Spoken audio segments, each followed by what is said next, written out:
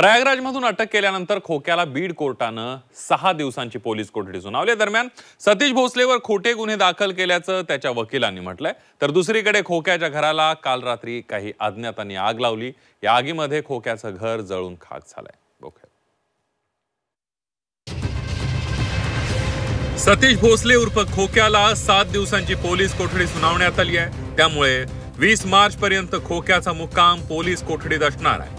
सतीश भोसलेवर खोटा गुन्हा दाखल केला, तसंच खोक्याचं घर जाळल्यानं त्याच्याकडे साहित्य कसं जप्त करणार असा सवाल देखील खोक्याच्या वकिलांनी उपस्थित केलाय।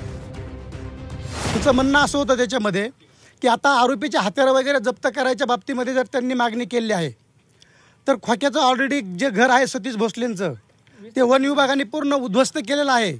त्यांचं ते घरातलं साहित्य आहे पूर्ण उचलून नेलेलं आहे आणि त्याच्यामध्ये आता नेमकं काय जप्त करणार आहे, त्याच्यामुळे हे काय पीसीआरचे ग्राउंड नाही आहेत आणि हत्यार एकाच्या हातात दाखवलंय आणि ते सतीश भोसलेकडून जप्त कसं करता येईल ना। तर मी माननीय न्यायालयाला विनंती केली की कमीत कमी पीसीआर द्यावं, तर माननीय न्यायालयाने 6 दिवसाचा पीसीआर दिला। एकीकडे खोक्याला न्यायालयानं पोलीस कोठडी सुनावली आहे, मात्र दुसरीकडे काल वन विभागानं खोक्याच्या घरावर केलेल्या कारवाईनंतर काही अज्ञातांनी रात्रीच्या वेळी खोक्याच्या घराला आग लावल्याची घटना समोर आली आहे। या आगीत घरातील साहित्य जळून खाक झालंय। त्यांनी हे रात्री जो खळबळा केला आहे का घरदार जाळून टाकले आणि छोट्या मुली आहेत 7-8 वर्षाच्या, 5-6 वर्षाच्या, 10 वर्षाच्या आतल्या मुली आणि त्या मुलीवरती शेळा गुरा सांभाळण्यासाठी शेळा गाई ते राऊस हाऊस ते आपल्या बदका कोंबड्या शेळा तिथं आहेत।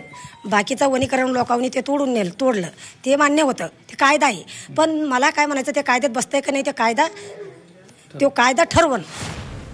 शिरूर कासार इथं सतीश भोसले उर्फ खोक्यानं अनधिकृत जागेवर त्याचं घर बांधलं होतं। शिरूर कासार पासून 6 किलोमीटर अंतरावर खोक्यानं आपलं व्हाईट हाऊस नावाचं घर बांधलेलं होतं। दरम्यान खोक्याच्या घरावर काल वन विभागानं कारवाई केली।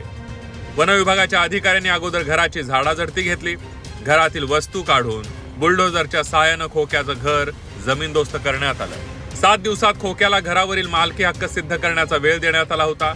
दरम्यान खोक्यानं मालकी हक्क सिद्ध न केल्यामुळे घरावर कारवाई करण्यात आली आहे। खोक्यावर दाखल गुन्ह्यात पोलिसांनी केलेल्या मागणीनंतर खोक्याला 7 दिवसांची पोलीस कोठडी सुनावण्यात आली आहे। त्यामुळे आता पोलिसांच्या चौकशीतून कोणती माहिती बाहेर येणार, खोक्याचे धागेदोरे कोणापर्यंत आहेत याकडे सर्वांचं लक्ष लागलंय। विकास माने, झी 24 तास, बीड।